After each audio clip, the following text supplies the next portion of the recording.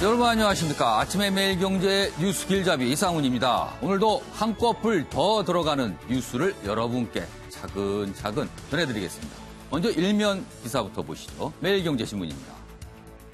어제 정부가 발표했던 단독주택 공시가 내용을 일면 톱으로 다루고 있습니다. 강남 마포주택 공시가 30% 올랐다 이렇게 돼 있고요. 내용 좀 보시면요. 전국 평균은 9.13%, 서울 평균은 17.75%. 그러나 강남 마포 집값 급등 지역으로 꼽히고 있죠. 30%가 올랐다. 그래서 은퇴해서 연금 등으로 생활하는 가구들이 보유세 부담이 좀 커졌다. 비상이다. 이렇게 다루고 있습니다.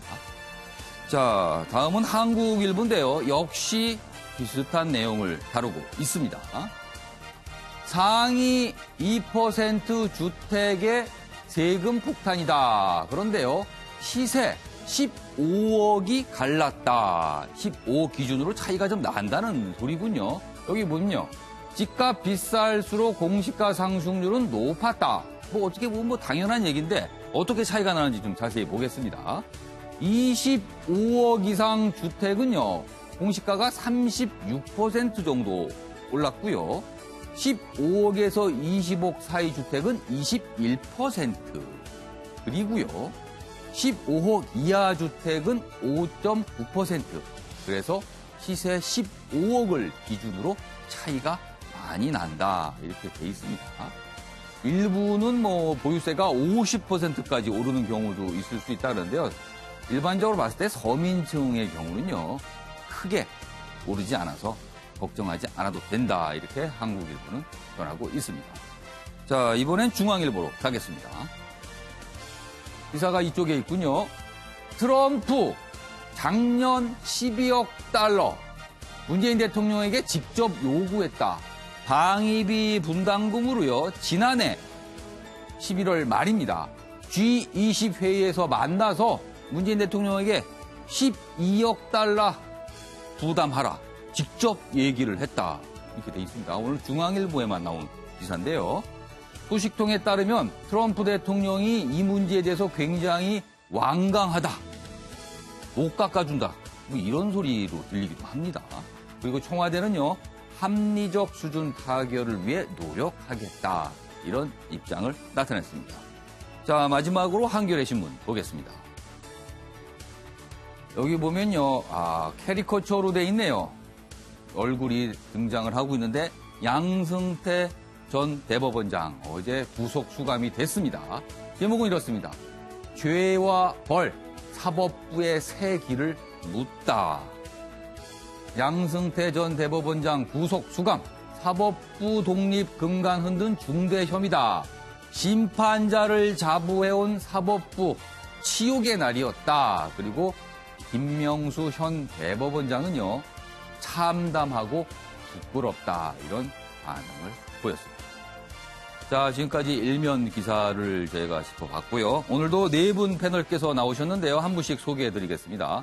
먼저 윤경호 매일경제 논설위원 나오셨고요. 김창룡 인지대 교수, 한민수 동국대 개공교수, 그리고 원영석 변호사 자리하셨습니다. 안녕하세요. 안녕하십니까.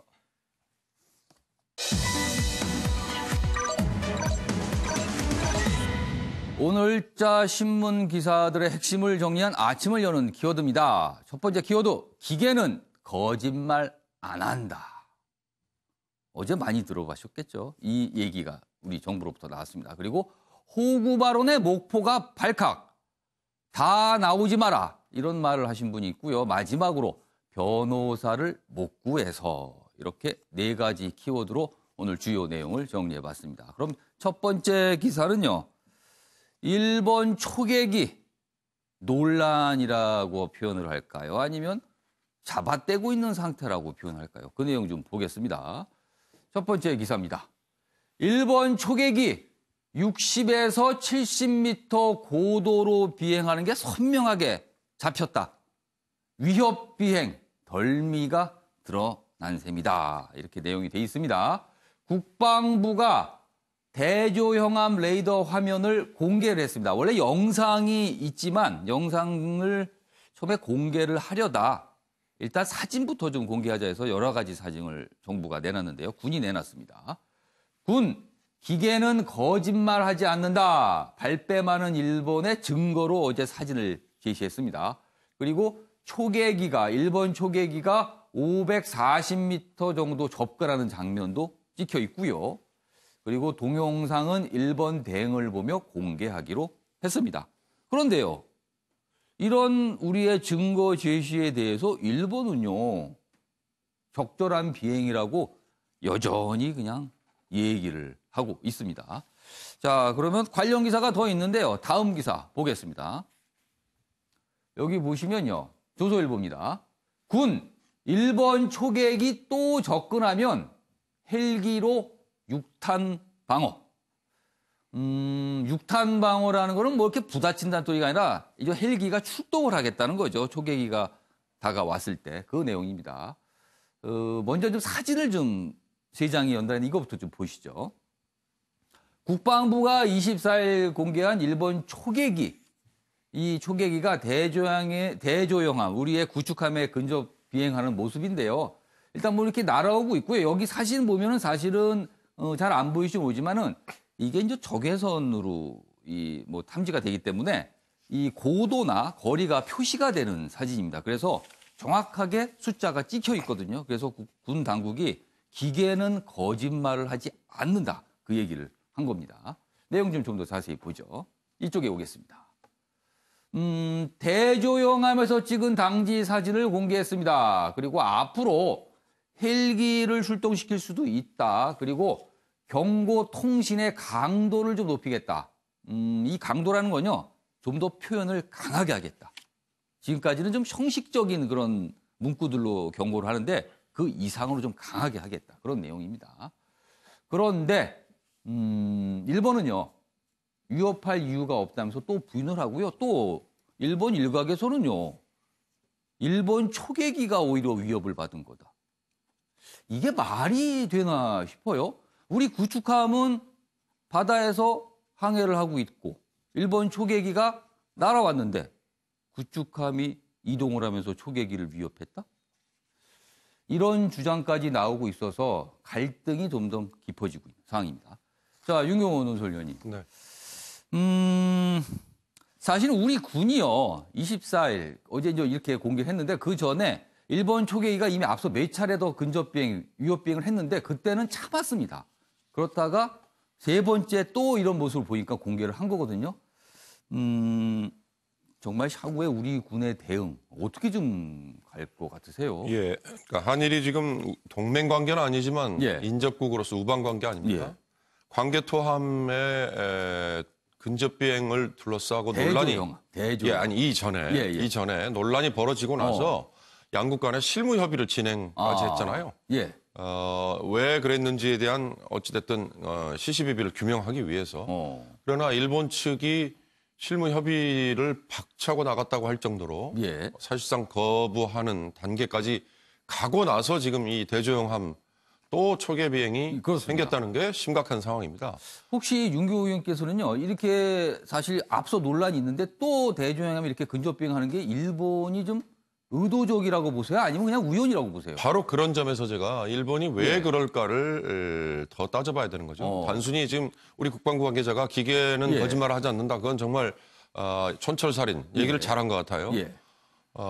명백하게 보면 알 수 있는 일본 초계기의 행태이니까 이걸 둘러싸고 사실 여부를 얘기하는 거는 의미가 없을 것 같고 왜 일본이 이러느냐라는 점인데 아베는 지금 사실 스위스 다보스에 가서 재팬 나이트 뭐 국가에 대한 IR 운운하면서 전 세계 뭐 주목을 좀 끌려고 억지로 노력을 하고 있습니다. 그러나 한일 간에는 이미 역사 문제를 둘러싸고 지금 갈등이 지금 최고조 정점에 달아 있지 않습니까?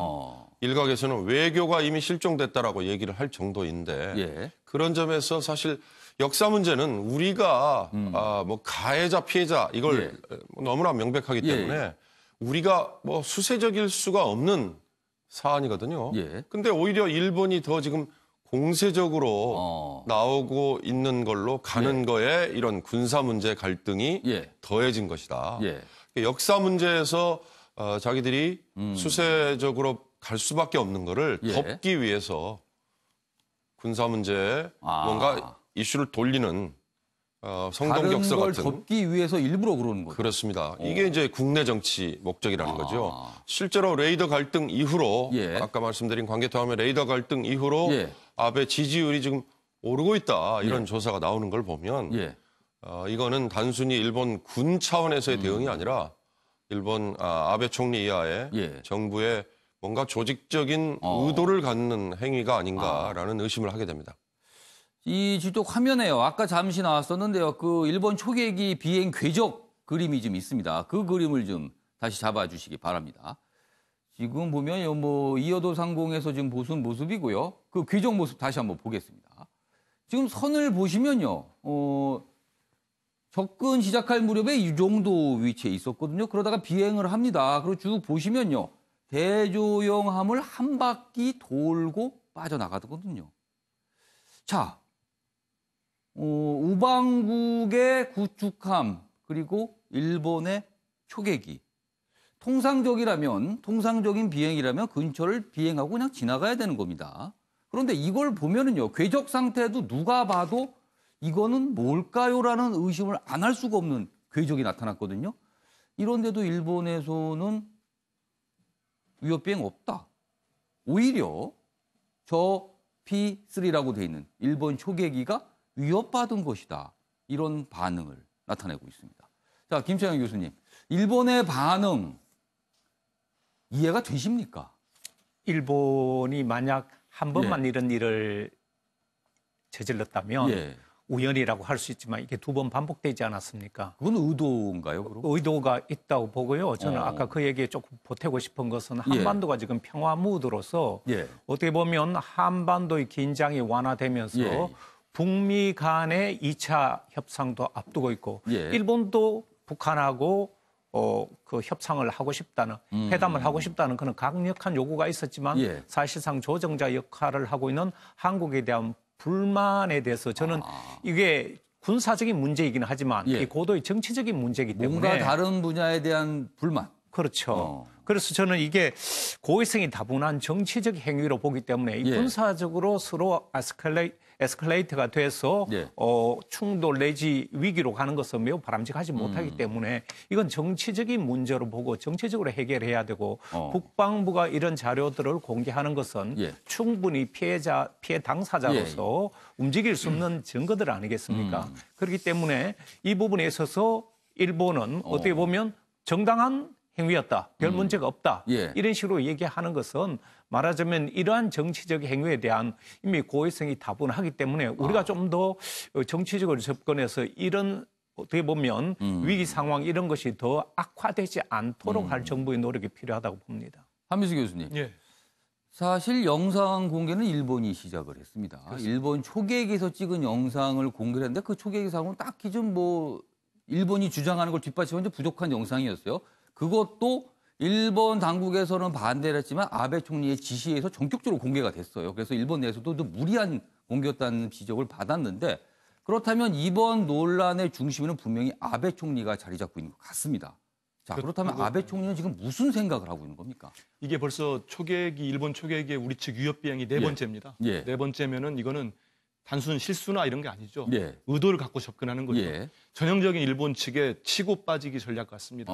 우리 측이 대응을 하면은 부인하다가 뭐 출처도 불분명한 기계음 들려주고 또 뭐 자기들이 내놨다고 하고 우리가 좀 더 요구하면은 협상 중단하고 그리고 지금 세 차례 또 위협 비행을 저렇게 찍혔음에도 불구하고 지금 위협할 의도가 없다는 거 아닙니까? 근데 이게 좀 전에 앵커도 말씀하셨지만 첫 번째 그 관계토 대항함 벌어진 뒤에 일본 내 여론을 보면은 우리 측 대응이 부적절하다는 게 거의 뭐 절대 다수입니다. 90% 가까이 된다는 조사가 나오고 있어요. 그리고 아베 총리는 그의 반면에 지지율이 뭐 4, 5% 쭉 올라가 수직 상승하는. 일본 총리들이 아베뿐만 아니고 그 전의 총리들도 그 자국 내 어려움이 있으면은 북한 문제를 건든다든지 우리 쪽하고 갈등을 키운다든지 역사 문제 우리 많지 않습니까? 뭐 독도를 자기 땅이라고 또 한 번 우긴다든지 그런 식으로 쭉 계속 해왔거든요. 이것도 큰 틀에서 보면은 그런 차원의 접근으로 우리는 볼 수밖에 없는 겁니다. 뭐 전혀 어떤 선이라는 게 없지 않습니까? 이게 선의가 있을 수 없는 거죠. 그래서 지금 민주당, 우리 여당 내에서 이른바 일본 측이 더 요구했던 걸로 알려져 있는 한일 정보보호 비밀협정이라는 게 있지 않습니까? 이런 부분들까지도 우리가 아니 지금 이 우방 간에 있을 수 없는 일들이 계속 반복되고 있는 거 아닙니까? 그러면 우리 측에서도 좀 이런 정밀하게, 정밀하면서도 좀 강하게 뭐 이렇게 영상 공개도 중요하지만 대응을 할 필요가 있지 않겠나 그런 생각을 하게 됩니다. 원영석 변호사. 그럼 또 고민을 해봐야 될 문제가 일본, 우리는 한미일, 항상 북한을 겨냥한 한미일이 이제 협조를 해야 된다, 협력을 해야 된다. 간접적으로 아마 동맹 관계라고 말할 수도 있을 것 같아요. 우리가 미국을 거쳐서. 그리고 우리하고 일본은 방금 말씀하셨지만 이제 군사 정보 교류를 하는 협정까지 맺고 있습니다. 지금 정치권 일각에서 이런 협정 당당하게 그만둬야 되는 거 아니냐. 저런 문제 모습을 보이는 일본하고 어떻게 저런 정보를 교류할 수 있겠나. 이런 얘기까지 있거든요. 그러나 또 그냥 버리기에는 일본과 우리의 관계가 또 있고. 이거 어떻게 풀어가야 될까요? 지금 뭐 친구는 가까이 두고 적은 더 가까이 두라는 그런 말이 있는데 오히려 이런 분쟁 상태가 될수록 더 대화 채널은 열려 있어야 한다고 생각을 하고 있습니다. 그리고 그 일본 같은 경우에는 초계기 비행을 아주 일상화된 그런 루틴한 그런 행위로 굳혀나가려고 하는 의도가 있다고 생각이 듭니다. 계속 반복을 해서 아예 그냥 하는 걸로. 이거는 원래 하는 거고 아주 당연한 거다. 그런데 당연한 걸 가지고 대한민국에서 지금 문제를 삼는 거다. 부당한 문제 제기를 하고 있다. 이거를 그 일본 국내에 이슈화 시키려고 하는 의도라고 볼 수밖에 없고요. 이미 첫 번째 초계기 비행에서 그 화기관제 레이더 그 쏘는 문제 가지고 이미 분쟁화가 됐기 때문에 이 저고도 비행이 어떤 문제를 불러일으킬 수 있다는 거는 이미 일본은 충분히 알고 있습니다. 그래서 그동안의 초저고도 비행의 상태를 이거는 아주 당연한 업무임을 국내에 과시하려고 하는 그런 의도라고 볼 수밖에 없습니다. 그럼 그 의도를 분명히 우리 정부도 우리 당국도 읽고 있을 텐데 어떻게 해야 됩니까? 또 이런 근접 비행, 위협 비행이 발생했을 경우에는 진짜 우리가 우리 초계기나 헬기가 출동을 해야 됩니까? 어떻게 해야 됩니까? 이런 상황에서는 원칙을 사전에 세우고 그 원칙에 맞는 대응을 하는 게 최선입니다. 혹시라도 우발적인 충돌이라든지 그리고 예측하지 못하는 그 돌발이 발생하지 않도록 우리의 원칙은 무엇이다. 1단계는 무엇이다. 2단계는 무엇이다. 그게 맞춰서 사전에 경고해 나가면서 풀어나가는 것이 상대방의 어떤 우리를 이제 자극하고 도발하는 그 전략을 분쇄시킬 수 있는 방법이라고 생각합니다. 우리도 뭔가 원칙을 명확히 정하고 그거를 공개한 뒤 그대로 시행을 하면 된다. 그렇습니다. 이 말씀이시죠. 알겠습니다. 아무튼 고민입니다. 우리 정부 지금 여러 가지 생각을 하고 있을 것 같습니다. 자, 이번에는 손혜원 의원 얘기를 좀 가볼 텐데요. 뭐 워낙 많은 논란이 있어서 그 논란에 대한 뭐 공방은 계속 이어지고 있는데요. 그거를 저희가 굳이 다 다룰 필요는 없을 것 같고요. 이 손혜원 의원과 관련돼서 진척되는 부분들이 좀 있거든요. 그리고 어떻게 보면 약간 파생되는 현상도 발생을 하고 있습니다. 그 얘기를 좀 해보겠습니다. 첫 번째 기사입니다. 한국일보입니다. 이쪽에 기사가 있습니다. 손혜원 관련 사건, 전 검찰이 수사에 나섰는데요. 그런데 특수부에 배당을 했다. 이렇게 돼 있네요, 제목이. 검찰, 기업금융범죄전담부로 재배정을 했다. 지금 이 사건에 대해서는 사안은 서울 남부지검에서 다루고 있는데요. 여기 내용이 있습니다. 검찰이 손혜원 무소속 의원 관련 사건을 형사사건 부서에 배당했다가 특수사건 전담으로 담당 부서를 바꾼 것으로 확인됐다. 그러니까 통상 형사사건, 뭐 여러 가지 그냥 일반 범죄들 다루는 곳에서 맡겼다가 특수사건, 그러니까 좀 말해서 좀 깊게 들어가고 좀 까다롭고 쉽게 말해서 좀 어려운 사건들입니다. 그쪽으로 배당을 했다. 이런 얘기인데요. 내용 보시면요.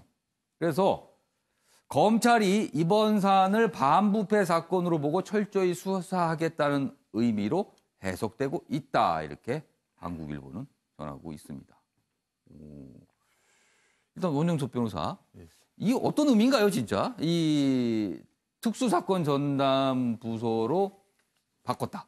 그 배당이라는 게 그 검찰이 사건을 바라보는 시각을 많이 반영합니다. 처음에 이제 부동산 실명법 위반, 그러니까 차명 등록 재산에 대한 부동산 실명법 위반이 핵심이었다가 그러면 이제 일반 형사부로 그건 통상 그냥 일반 내정이 사건처럼 되는 거죠. 그런데 이것이 이제 여론이 악화되고 그리고 뭐 29채가 차명으로 나온다는 것 자체가 이제 굉장히 이례적인 사건이고 그러다 보니까 이거를 공직자 비위 문제로 이거를 그러니까 지금 이해 충돌 문제도 계속 논란이 되고 있으니까요. 마찬가지입니다. 그래서 공직자 비위는 이제 특수부에서 조사를 하게 돼 있습니다. 그래서 검찰이 시각을 뭐 개인의 일탈의 문제에 있어서 다시 공직자 비위 문제로 옮겨갔다. 그렇게 봐야 됩니다. 그러니까 어떻게 쉽게 말하면 검찰 쪽에서 조금 더 심각하게 생각한다 이런 의미인가요? 예, 그렇습니다. 아무튼 수사가 진행이 됐는데 특수사건 대우를 받는 상황이 됐네요. 그래서 검찰이 좀 뭔가를 꼼꼼히 들여다보지 않을까 이렇게 한국일보 내용 전하고 있습니다. 자, 이번 기사는요. 손혜원 의원을 직접 다룬 기사는 아니고요. 이게 이 사안에서 파생된 내용들입니다. 기사 좀 우선 보겠습니다. 조선일보 기사입니다. 이쪽에 있습니다. 목포가 호구라고? 발칵 뒤집힌 목포다. 호구 발언을 하신 분이 있어서 또 목포 시민분들이 참 불쾌하게 생각을 하고 있다는 내용입니다. 한국당 정용기 발언 일파만파. 그러자 지역을 비하고 시민을 모독했다 이런 반응이 나오고 있습니다. 그리고 한편 박지원 의원, 손혜원 의원 관련해서 여러 가지 얘기를 했고 뭐 그런 관련해서 손혜원 의원이 뭐 토론 한번 제대로 해보자 이런 제안까지 했었는데 여러 언론 인터뷰에서 이제 질문이 나오니까 손혜원 관련 질문은 좀 말아달라. 민심을 의식한 듯 입장을 좀 선회했다. 이렇게 조선일보가 제목으로 다루고 있는데 내용 좀 자세히 보면요. 일단 이 호구 발언입니다. 한국당 정책위 의장인 정용기 의원은 지난 23일 목포는 항구다라는 노래가 있는데 지금은 목포는 호구다라는 얘기가 나온다. 손혜원 의원 입장에선 목포는 호구였을 뿐이다. 이렇게 말을 했는데 목포 분들이 이 얘기를 듣고 이게 무슨 소린가 이렇게 반응이 나오고 있답니다. 그리고요. 요 기사가 있는데 이 얘기부터 좀 해보겠습니다. 여기 보시면 일단 이 정용기 의원 발언이 있는데 그 발언 영상을 좀 확인해 보겠습니다. 들어보시죠. 목포는 항구다라는 노래가 있습니다. 그런데 지금 목포는 호구다라는 얘기가 나오고 있습니다. 우리 대한민국 국민들한테는 과거 3대 항, 6대 도시의 아름답고 자랑스러운 도시 목포 항구입니다만은 손혜원 일당에게는 그저 목포는 호구였을 뿐입니다. 자, 함혜수 교수님. 목포 분들 입장에서는 뭐야, 우리가 호구라고? 뭐 이런 반응인 거예요, 지금. 어떻게 보셨어요?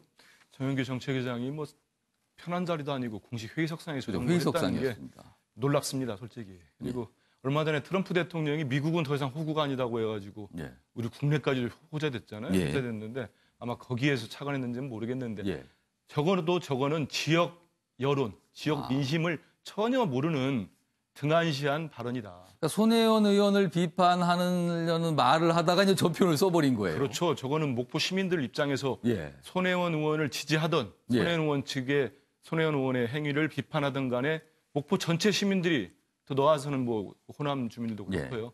상당히 불쾌하고 모독적으로 느꼈을 만합니다. 이게 무슨 말이냐. 그래서 저는 이 발언도 그렇고 최근에 그 이 자유한국당 제1야당이 이 대응하는 걸 보면은 좀 국민 민심을 제대로 읽지 못하고 너무 과도하지 않느나. 또 오만에게 비춰지는 우리 국민들이 오만에게 비춰지는 걸 되게 싫어하거든요. 특히 이 호구다 발언도 있고 자꾸 저기 최순실 씨하고 엮어서 손혜원을 빗대면서 뭐 이른바 최순실 프레임이다. 뭐 이런 얘기가 정치권에 나옵니다. 최순실은 양반이다 하는데 과연 이게 제1야당 입장에서 득이 될까요? 저는 곰곰이 생각하면은 득보다는 실이 많을 수 있습니다. 왜냐하면 적어도 최순실 시가 떠오르면은 어찌됐든 간에 많은 국민들이 박근혜 전 대통령을 연상할 수밖에 없습니다. 그러면 국정농단이 되는 거죠. 그러면 지금 손혜원 의원을 최순실 씨에게 빗대는 이유는 이른바 뭐 다 알지 않습니까? 대통령 부인 김정숙 여사를 연상하라고 하는 건데 그 연상할 수 있는 고리가 딱 하나 지금 야당이 주장한 게 여고 동창이라는 것밖에 없습니다. 그럼 그걸 가지고 초권력형 비리라고까지 지금 네이밍을 해놨는데 그거를 얼마나 많은 국민들이 선뜻 동의할 수 있겠습니까? 그래서 이건 좀 과도하게 나가면은 이게 또 부메랑이 될 수 있기 때문에 야당도 이 시점에서는 이 호구 발언도 그렇고 이건 좀 사과를 해야 될 것 같아요. 목포 시민들한테는. 그러니까 그런 것들을 좀 정치되고 정교하게 차분하게 접근했으면 좋겠습니다. 일단 한국당 쪽에서 좀 먼저 저 윤영석 변호사 잠깐 설명 좀 들어보겠습니다. 이 발언 좀 어떻게 보셨어요? 저희는 조금 더 나가신 거라고 생각은 하고 있습니다. 다만 이제 사과를 좀 해야 할 사안인가요? 어떻게 보세요? 근데 핵심은 이 손혜원 의원으로부터 집을 파신 분들이 계세요. 어찌 보면 그분들이 가장 큰 피해를 입으신 분입니다. 그러니까 그 새로운 정책에 의해 가지고 개발이 돼야 되는데 그 개발의 이익을 그 지역 주민들이 누리는 것까지는 이거는 뭐 예상 가능한 거고 뭐 정당하다고 볼 수 있어요. 다만 이제 한 30채 가까운 집을 누군가는 파셨어요. 그분들은 이 개발 계획 정보를 통해서 개발 계획을 통해서 벌어가야 할 이익을 이분들은 30년 아마 40년 아주 오랫동안 적산가옥을 가지고 계셨을 거예요. 그런데 애물단지화된 적산가옥을 저렴한 가격에 파시고 본인은 이제 빈손이 되신 거죠. 그러니까 그런 상황에 대한 설명이 그 상황에 대한 지금... 설명을 추가적으로 좀 하셔야 되는 부분이 아니었나 하는 생각은 하고 있습니다. 알겠습니다. 김찬일 교수님, 그럼에도 불구하고 굳이 저런 표현을 써야 됐을까? 이 사안이 이제 검찰로 넘어가서 수사를 하지 않습니까? 저는 지역 정치인들이 문제라고 생각하는데요. 정치인들이 이 지역 갈등을 조장하는 이런 식의 발언은 그야말로 지역 화합이나 통합이 아니라 지역 갈등을 조장하는 호구라는 이런 표현을 공개석상에서 한다는 것은 이 정치인들이 굉장히 큰 문제가 있고 그런 부분에 있어서는 지역 정서에 대해서 지역 주민들이 어떻게 보면 모욕감을 느낄 수 있기 때문에 저는 사과하는 것이 적절하다고 보고요. 그리고 또 한 가지 이것과 관련해 가서 언론에서 굉장히 자극적인 제목을 달아서 목포가 호구라고 발칵 뒤진 목포. 물론 정치인이 그런 발언을 했기 때문에 이렇게 보도할 수는 있지만 자극적이긴 합니다. 양적으로 너무 많고 제목도 너무 자극적으로 달아서 이 사안을 어떻게 보면 키워서 더 커질 수 있을 더 큰 사회적 논란거리로 만들어가는 좀 이런 식의 보도도 좀 지양돼야 되지 않는가 이런 생각입니다. 그러니까 보도 문제까지 좀 지적을 해주셨습니다. 아까 조선일보 관련 기사 좀 마저 보겠습니다. 거기에 좀 내용이 더 있는데요. 네, 이쪽입니다. 이 기사에 두 가지 내용이 있습니다. 이제 이 발언 문제하고 이제 박지원 의원 얘기가 있는데요. 여기 있습니다. 박지원 의원이 이제 뭐 언론 통해서 이런저런 질문을 받아 그동안 손혜원 의원 관련 얘기를 좀 몇 차례 해서 그런데요. 이렇습니다. 발언이. 논란에서 나는 빠진다. 제발 손 의원 관련 질문하지 마라. 나는 지금 떨고 있다. 뭐 그것도 이렇게까지 얘기했다. 물론 이 떨고 있다라는 게 약간 좀 농담 반 진담만 섞여서 이렇게 좀 가볍게 한 얘기는 하지만 그만큼 박지원 의원이 처한 상황이 조금 난처한 거 아니냐, 뭐 이런 걸 좀 짐작해 하거든요. 자, 그럼 관련 영상이 있는데요. 들어보고 이어가도록 하겠습니다. 살려주세요. 제발 손혜원 의원 질문하지 마세요. 큰 싸움에 좀 휘말리셨어요, 그죠? 저는요, 진짜 손혜원 의원의 순수성을 믿었어요. 손혜원 의원이 그때 당시 문제가 됐을 때 사실대로 밝혔으면은 이런 파장이 없었을 거예요. 과장되고 부풀려진 게 있는데 억울한 측면이 있다. 억울하죠. 그러나 그 책임도 손혜원 의원이 사실대로 처음부터 정리를 했으면 누가 그러겠어요. 저는 지금 떨고 있습니다. 그래서 저는 빠져요. 나는 제발 지금 좀 안 할랍니다. 제발 질문하지 마세요. 저는 떨고 있고 우리 전라도로 못 떨 말어. 네, 뭐 사투리과에서 묻돌 말어 했지만 여의도에서 박지원 의원을 만나는 기자들마다 계속 질문을 할 수밖에 없는 상황이긴 합니다. 또 기자들 오늘 또 물어볼 겁니다. 어떻게 생각하시는지. 자, 손혜원 의원이 굉장히 좀 공세적으로 얘기를 했어요. 박지원 의원의 겨냥해서. 그리고 박지원 의원 여러 가지 얘기를 하다 보니까 아무튼 지금 상황이 좀 본인의 지역구가 목포이기도 하고 그래서 좀 난처해서 저런 반응을 보이는 건가요? 예, 당연히 그러겠죠. 예. 손혜원 의원이 목포에 대한 이 투자, 매입 얘기가 나왔을 때 제 주변에 있는 분들이 손혜원 의원이 목포와 무슨 관계가 있느냐라고 물었어요. 목포 출신이냐? 근데 왜 기사에 그런 얘기가 한마디도 없느냐? 이런 얘기를 물었는데 사실 그런 게 이런 이 발언과 지금 흘러가는 여러 과정에 대해서 어찌 보면 가장 핵심일 수도 있습니다. 손혜원 의원이 왜 목포를 택했느냐? 목포와 무슨 인연이 있느냐? 이해관계가 있느냐? 이건데 박지원 의원은 목포에 지역구를 두고 있기 때문에 당연히 이에 대해서 관심을 가질 수밖에 없고요. 그러나 저는 지금 떨고 있다, 나는 빠지겠다라고 하는 게 박지원 의원의 참 정치 구단의 그 면모를 보여주는데요.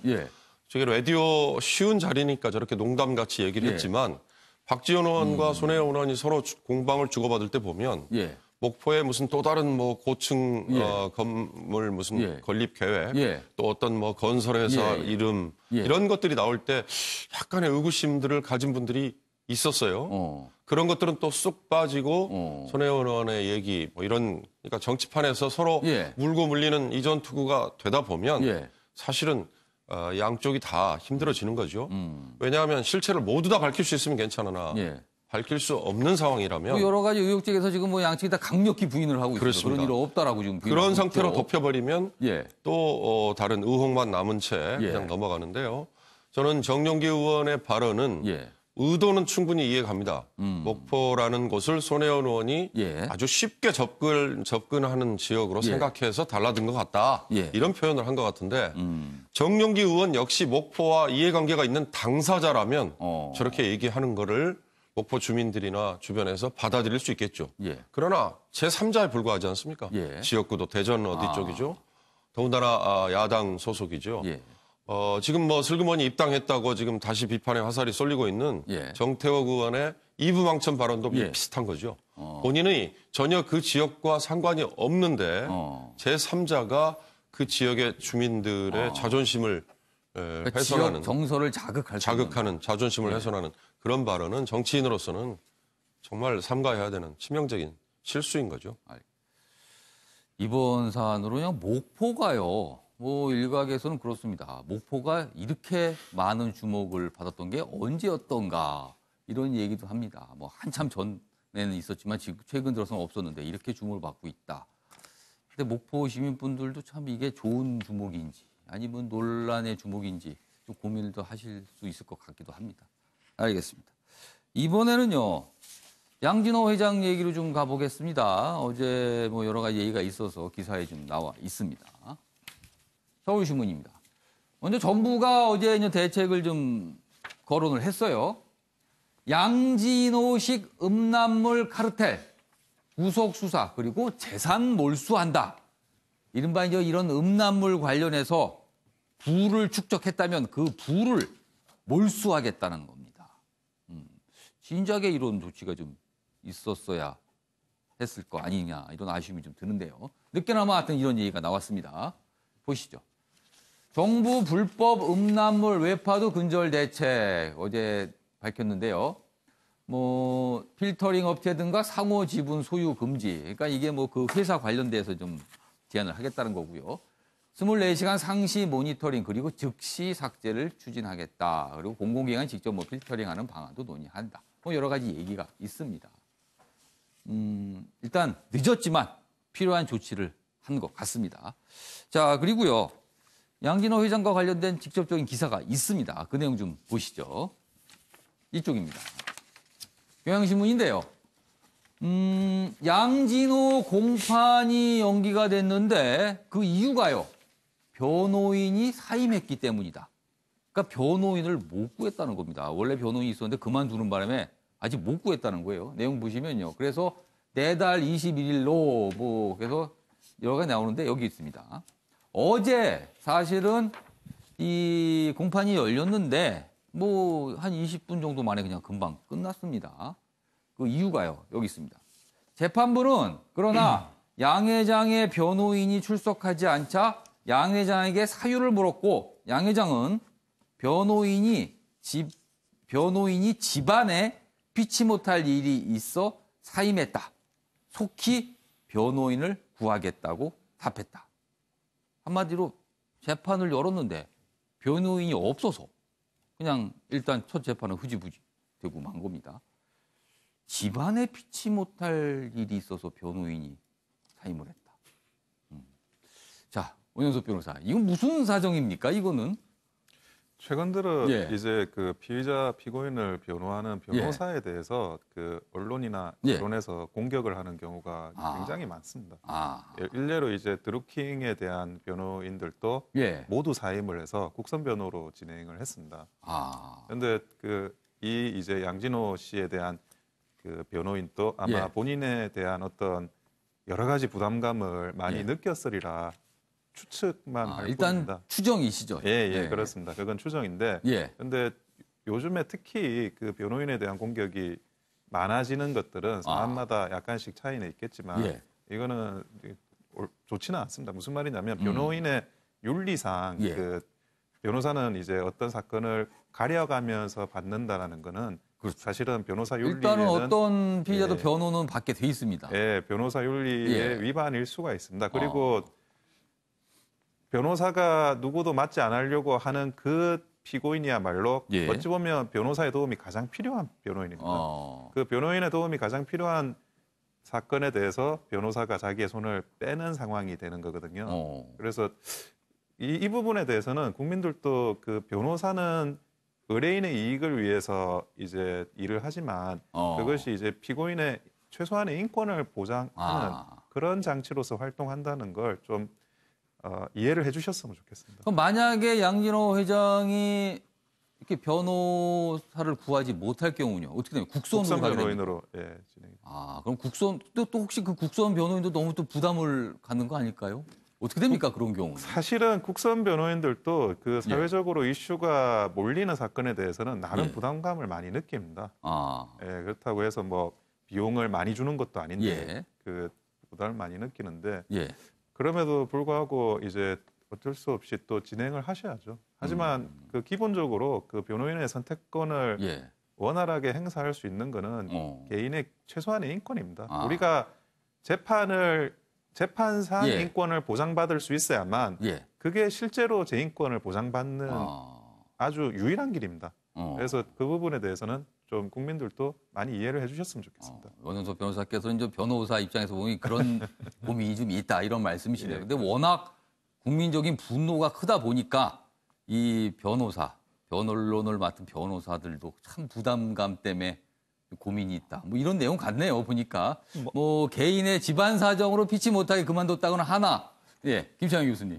단순히 그런 문제라면 사실 변호사에 대한 과도한 책임 부여라든가 비난은 근절돼야 되겠지만 일부 변호사들은 재판부가 결탁을 한다든가 특히 이 양진호 씨 사건 같은 경우는 이 변호사가 그런 식으로 소위 말하는 국민이 모르는 이 변호사법을 위반하는 그런 형태의 행각들도 있어서 비난이 다소 많아진 그런 측면이 있지 않았나. 그런 내용이 있었나요? 뭔가 좀 뭐가 문제가 되는 내용이요?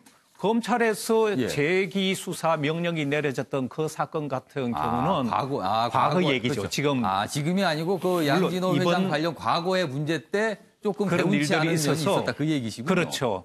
그런 일들이 있었기 때문에 지금 양진호 씨에 대한 누구 변호사가 오든 간에 그런 과도한 비난이 같이 쏟아질 위험성이 있다는 양진호 것이죠. 회장이 과거에 여러 가지 재판 이런 거 관련해서 조금 문제가 있었다는 게 드러났잖아요. 그런 부분이 뭐가 좀 개운치 않다. 그래서 지금 변호사분들도 조금 부담감을 느끼신다. 지금 상황을 말씀하신 건 아니라는 것을 제가 바로 잡아 좀 드리겠습니다. 약간 오해를 받을 수 있는 내용에서 제가 명확하게 좀 정리했습니다. 자, 이번에는 자유한국당 얘기를 좀 해보겠습니다. 지금 전당대회를 앞두고 당권주자들이 굉장히 활발하게 움직이고 있는데요. 어제 김병준 비대위원장이 제동을 거는 듯한 얘기를 아주 강하게 했습니다. 그 기사 준비되어 있습니다. 서울신문입니다. 김병준 전당대회 출마 안 한다. 그동안 얘기가 좀 있었거든 나오는 거 아니냐. 나는 전당대회 안 나간다. 당권 관심 없다. 이렇게 얘기했고요. 그런데 여기에 더해서 황교안, 오세훈, 홍준표도 나오지 마라. 이렇게 얘기를 합니다. 이 내용 좀 자세히 보겠습니다. 김병준 위원장, 계파 논쟁 재점화될 수 있다. 이런 우려를 하면서 공개적으로 촉구를 한 건데요. 황교안 전 총리는 친박 그리고 탄핵에서 자유로울 수가 없다. 당 통합의 걸림돌이다. 이런 얘기까지 했습니다. 그리고요. 오세훈 전 서울시장, 홍준표 전 대표에 대해서도 당에 부담이 되는지 잘 알 거다. 본인들이 이렇게 출마한다고 하는 거 부담이 될 수 있다. 이렇게 얘기를 했어요. 그러나 막상 당사자들은요. 이렇게 반응을 보였습니다. 황교안 전 총리, 내 갈 길 갈 것이다. 오세훈 전 시장, 동의하기 어렵다. 그냥 김병준 비대위원장의 주장은 주장일 뿐이고 그냥 갈 길을 간다. 이런 반응을 보인 겁니다. 자, 그럼 여기서요. 김병준 비대위원장의 어제 발언 영상으로 확인해 보겠습니다. 사실상 우리 당의 많은 분들의 고민이 지금 황 전 총리께서 출마를 염두에 둔 홍보를 하시면서 시작이 되고 있다고 생각합니다. 친박 프레임과 탄핵 프레임으로부터 자유로울 수 없으며 당에 대한 기여가 낮다는 점에서 특히 드러납니다. 주요 주자인 오세훈 시장에 대해서 문제점 역시 여러분들이 알고 계실 겁니다. 홍준표 대표의 발언 이야기도 어떤 부담이 되는지 여러분들이 다 알고 계시고 또 당원들이 다 알고 계시다고 생각합니다. 출마에 대해서는 실이 어떻게 하실 생각인지 보게 됩니다. 제가 지금 이렇게 이야기를 했는데 제가 출마를 할 수 있겠습니까? 황교안 전 총리님의 그 전당대회 출마에 대해서 좀 부적절하다는 입장을 보였는데 좀 어떻게 보셨는지요? 예, 뭐 하여튼 우리 한국당이 잘 되기를 바라는 마음에서 하신 말씀이 아닐까요? 그 이유를 친박 탄핵 프레임으로 내셨는데 그거에 대해서 어떤 입장이 있으실까요? 뭐 제가 우리 대한민국과 한국당을 위해서 제가 할 수 있는 희생을 다하면서 봉사하겠다. 그 길을 가도록 하겠습니다. 그 희생이 출마의 쪽일까요? 불출마의 쪽일까요? 뭐 말씀드린 것처럼 여러 의견들을 듣고 있는데 조만간 결정을 하겠습니다. 자, 윤경호 의원님. 김병준 비대위원장이 어떻게 보면 작심한 쓴소리예요. 자, 김병준 비대위원장은 무엇을 생각하고 있을까요? 무엇을 걱정하고 저희 같은 제3자가 보기에는 본인이 전당대회 출마 안 하겠다. 이거는 100번 맞는 얘기죠. 흔히 말하는 심판을 하다가 갑자기 선수를 뛰겠다. 이렇게 나올 수는 없는 거니까. 그거는 뭐 아주 합리적인 결정인 것 같고요. 다만 저렇게 세 사람의 이름을 콕 집어서 얘기한 건 굉장히 논란의 여지가 있어 보여요. 그러니까 지금 비대위원장이기 때문에 저렇게 얘기를 할 수 있다라고 볼 수도 있고 반대로 조금 더 위에서 정말 보수의 대결집을 위해서 본인이 한국당 비대위원장을 맡았다고 한 만큼 보수의 대결집에는 지금 거론한 세 분이 과거의 행적으로부터 조금 더 자유로워지지 않는 한 도움이 안 된다라는 충심에서 한 얘기일 수도 있고요. 그러나 저희 같은 제3자가 보기에는 어느 쪽인지 아직은 제가 단언을 하기는 어렵습니다만 하여튼 이 자체가 한국당 내에 논란을 일으킴으로써 뭔가 조금 더 뜨거워질 그 계기는 될 것 같습니다. 한민수 교수께서는 김병준 비대위원장의 어제 발언 어떻게 보셨습니까? 일단 내용에는 동의하는 부분이 있습니다. 왜냐하면 특히 뭐 세 분을 얘기했지만은 김병준 비대위원장이 한 분만 꽂으라고 하면 아마 황교안 전 총리 얘기를 하고 싶었던 것 같아요. 가장 먼저 얘기했습니다. 거기에 내가 많이 할애도 했고 이분이 나오게 되면은 이 친박과 탄핵에서 자유로울 수 없다. 이 프레임에 갇히게 된다. 이 내용에 제가 동의합니다. 특히 김병준 위원장이 7개월 정도 기간이 됐는데 취임하고 본인 입장에서는 어차피 복당파가 독립한 비대위원장이니까 그 색깔을 빼려고 했고 개파 갈등 이른바 낮추려고 노력을 본인 스스로는 자평할 겁니다. 하는데 황교안 전 총리가 예를 들어서 뭐 2월 말 전대에서 당권을 잡으면 도로 친박당이 될 것이라고 살간한 우려가 커지고 있지 않습니까? 비판도 많이 받고 있고 그런 측면에서 내용은 좀 동의할 수 있는데 근데 비대위원장이니까 본인은 할 수 있다고 하지만 제가 볼 때는 비대위원장이니까 이런 말을 하면 안 된다고 생각을 합니다. 구체적으로 어제 사실은 새 당권 주자로 통한 세 명의 이름을 얘기를 했고요. 그리고 또 그거 앞서서 여러 가지 또 조건을 얘기했습니다. 뭐 당에 기여한 바가 없는 사람, 그동안 뭐 분란을 일으킨 사람, 책임 있는 사람하고 여러 조건을 또 걸었거든요. 예. 자, 그중에 약간 그거는 좀 나눠서 봐야 될 것 같아요. 그 조건 그렇죠. 부분과 사람 이름을 얘기한 부분. 그렇죠. 근데 예. 이게 그러니까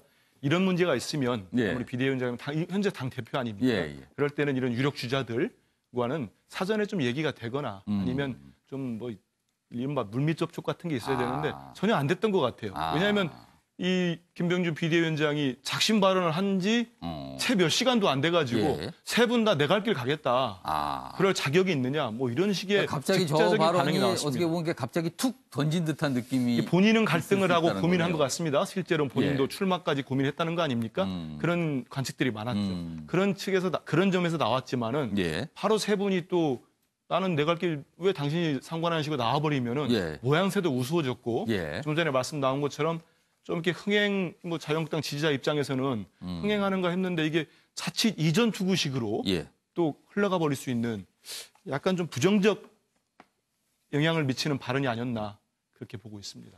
어제 이 김병준 위원장의 발언에 대해서 이제 황교안 총리나 오세훈 시장, 전 시장 같은 경우는 뭐 갈 길을 가겠다라고 했고요. 그리고 오늘 상당수의 당권 주자들이 대구, 그것도 이제 서문시장을 갑니다. 서문시장은 대선 때 혹은 당권 주자들이 경쟁을 벌일 때 꼭 가는 곳이거든요. 빠지지 않고.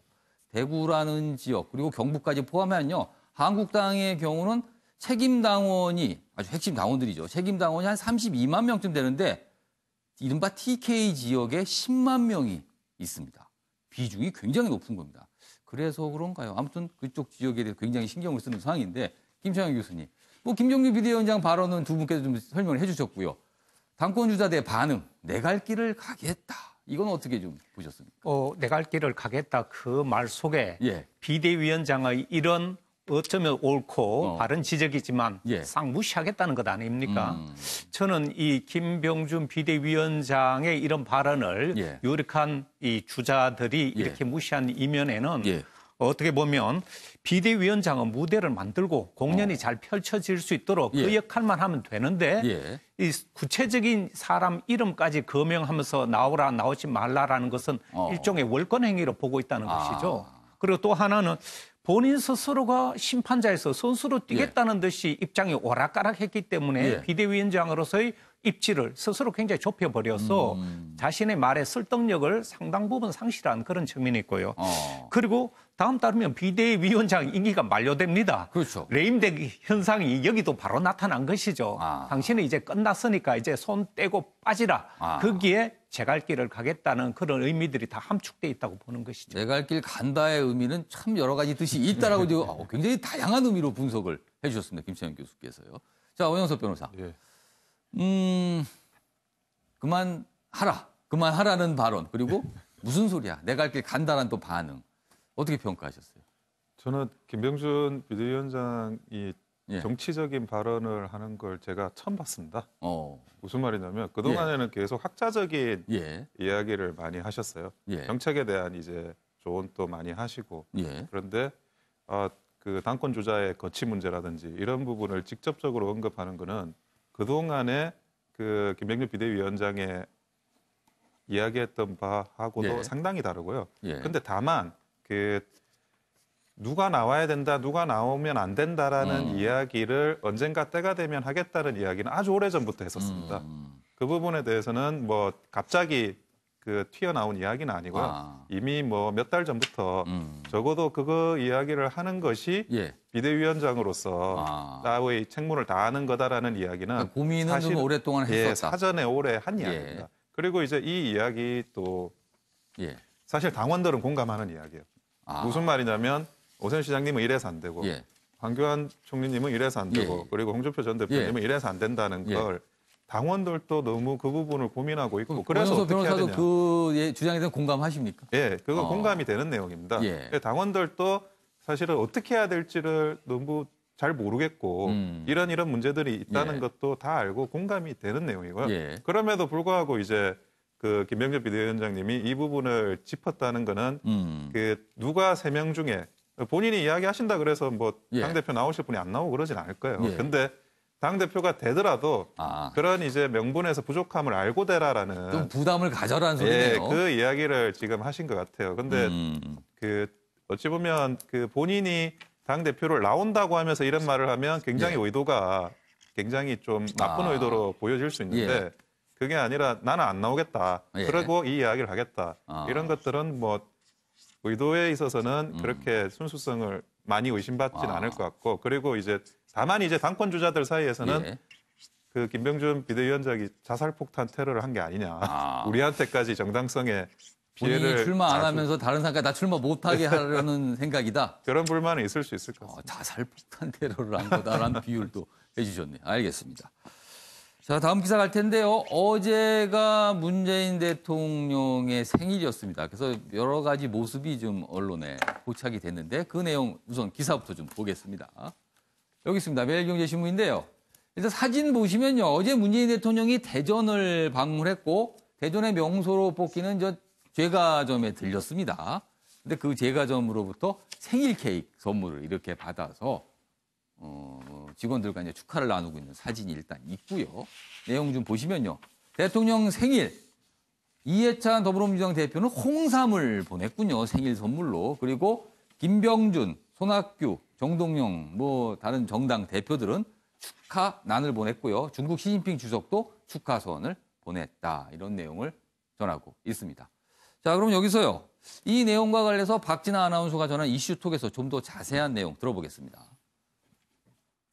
어젠 문재인 대통령의 67번째 생일이었습니다. 문 대통령이 대전에서 깜짝 생일 이벤트를 맞이했는데요. 문 대통령은 전국 경제 투어 일환으로 대전을 방문했습니다. 이 행사가 끝나고 나서 한 빵집을 들렀는데요. 문 대통령이 소보루빵 등을 고르고 계산을 마치자 빵집 직원들이 깜짝 생일 케이크를 선물했습니다. 문 대통령 얼굴이 그려진 딸기 케이크였는데요. 이 자리에서 직원들이 축하 노래도 불러줬습니다.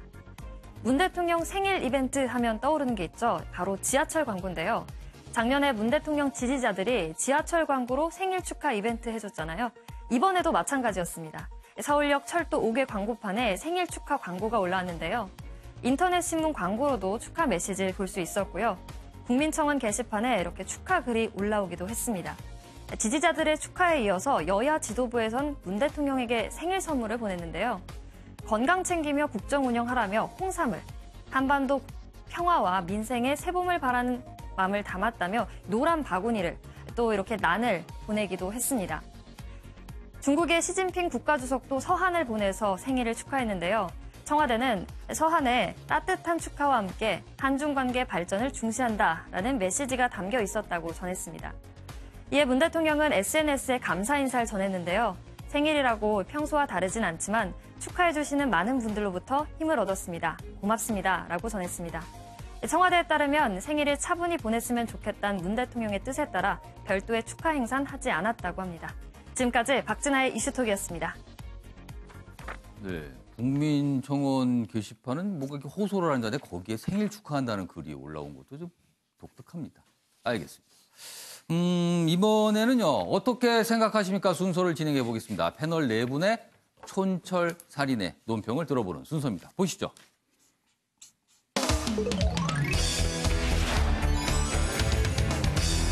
오늘 어떻게 생각하십니까? 주제는요, 4조 사업인데 경제성 조사를 면제하겠다. 이런 얘기가 있어서 오늘 여러 언론들이 이 내용을 좀 다루고 있습니다.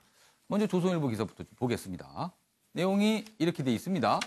수십조 예산을 써야 하는데 예타 면제.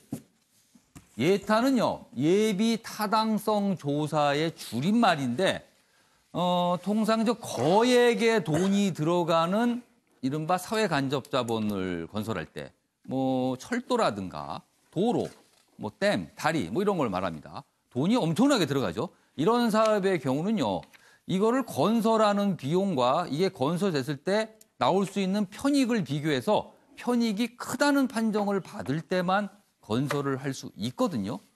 그래서 좀 조건이 되는 거죠. 그런데 이 부분에 대해서 면제를 하겠다라는 얘기가 나왔습니다. 그러면은 경제성이 좀 떨어져도 뭔가를 지을 수 있다. 이런 얘기가 되는 겁니다. 내용 보시면요. 대전으로 간 문재인 대통령, 방금 저희가 소개해서 생일 축하 케이크도 받았다는 내용인데 대전에 어제 문재인 대통령이 방문을 했는데 이런 얘기를 합니다. 충청권 4조 원 사업 예비 타당성 조사 면제를 검토하겠다. 정부는요, 그리고 광역별 사업을 29일 날 선정한다. 그러니까 예비 타당성 조사가 면제되는 사업을 29일 날 선정해서 발표할 예정입니다. 취지는 건설 경기가 요즘에 급락을 해서 뭐 고육책 아니냐 이런 취지가 설명이 되고 있는데요. 또 일각에서는 이렇습니다. 경제성을 묻지도 따지지도 않고 전국의 선심성 사업을 남발하는 거 아니냐 이런 지적도 나오고 있습니다. 관련 기사가 또 있습니다. 보시죠. 국민일보입니다. 지방 경제 투어로 대전 간 문재인 대통령 예타 면제 선물을 줬다. 이렇게 돼 있습니다. 도시철도 2호선 트램 사업 수혜가 예상이 되고요. 뭐 여기 생일 얘기가 또 있습니다. 여기 지적이 좀 있군요. 하지만 예타 면제가 남발될 경우 막대한 세금이 들어가는 공공사업을 사전에 면밀히 검토한다는 예타 제도의 취지 자체가 무색해질 수 있다는 비판도 나온다. 이렇게 되어 있습니다. 그럼 여기서 어제 문재인 대통령의 발언 직접 확인해 보겠습니다. 대전의 수건 사업이 도시철도 2호선 트램에 대한 예비 타당성 조사 면제를 국가 균형 발전 차원에서 적극적으로 검토하겠습니다. 네. 자, 그럼 패널 네 분의 촌철살인 논평 한 분씩 들어보겠습니다. 먼저 윤경호 논설위원 어떻게 보셨습니까? 득보다 실이 훨씬 많을 것이다. 예. 나중에 엄청난 짐을 떠안을 것이다. 저는 봅니다. 예비타당성 면제는 300억 이상 예산이 들어가는 500억 이상 규모의 사업을 대상으로 해요. 작은 걸 하지 않습니다. 300억이면 사실 큰 예산이 들어가는 겁니다. 정부 돈이 한 300억 이상 들어가는 건 해야 되는 거군요. 그렇습니다. 통상 과거에 예비타당성 조사라는 게 없을 때는요. 지역구 의원들이 설계비를 슬쩍 집어넣어서 그 설계비를 가지고 이런 예비타당성 조사 비슷하게 숟가락을 올린 다음에 그걸 점점 키워나가면서 사업을 결국 착공하게 만드는. 근데 문제는 지금 우리 익히 알고 있습니다만 지방도 옆에 국도, 국도 옆에 고속도로, 고속도로 옆에 고속철도, 또 그 옆에 지방공항 이런 사례들이 도처에 있지 않습니까? 그렇게 만들어 놔서 많은 사람들이 이용을 하면 얼마든지 박수를 받을 일이지만 정말 썰렁하게 도로만 놔져 있고 공항만 있고 나중에 유지비에 더 큰 세금이 들어가는 사례가 있습니다. 일본에서 이런 똑같은 전철을 과거 잃어버린 20년 동안 밟았습니다. 왜 재정에서 이렇게 퍼부었느냐? 특별한 목적이 있습니다. 경기를 진작시키려는 거. 지금 우리 정부는 작년에 올해 경기가 둔화될 가능성이 있기 때문에 예타 면제라는 방법이라도 활용을 해서 지역사업 많이 지원을 하겠다라고 했는데 그래서 아까 본 기사에는 고육책이다 이런 얘기가 있었군요. 그러나 지금 시점에서 누가 봐도 총선을 앞두고 있는 토건 사업이다. 총선을 앞두고 있는 상황에서의 앞에 있죠. 선심성 정책이다. 이런 얘기들을 합니다. 그 비판에 대해서 뭐라고 할 말이 없을 거예요. 그러면 어떻게 해야 되느냐. 우선순위를 부여해서 정말 국가적으로 필요한 사업부터 확충해 나가는 거. 지금 매일경제가 그런 시리즈를 하고 있습니다만 원전도 뭐 지금 논란의 여지는 있습니다만 그중에 하나일 수 있고요. 제주공항도 이미 포화 상태에 있지 않습니까? 새만금 사업 뭐 얼마든지 그럴 수 있고요. 이런 국가 차원에서 접근할 수 있는 것들은 정부가 예산을 투여하는 거 찬성하지만 그렇지 않은 지방 사업은 신중해야 된다라는 얘기를 하고 싶습니다.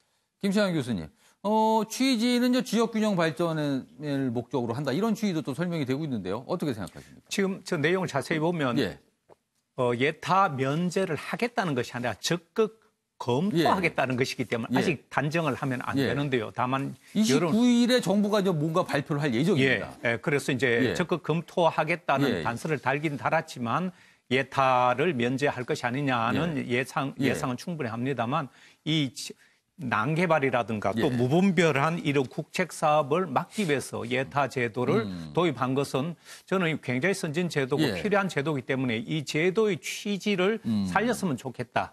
다만 수도권과 지방에 비해서 지방은 상대적으로 사실 발전이 더디기 때문에 그런 부분에 대한 지역 균형 발전 차원에서는 고민이 필요하겠다. 이 정도로 말씀드리고 싶습니다.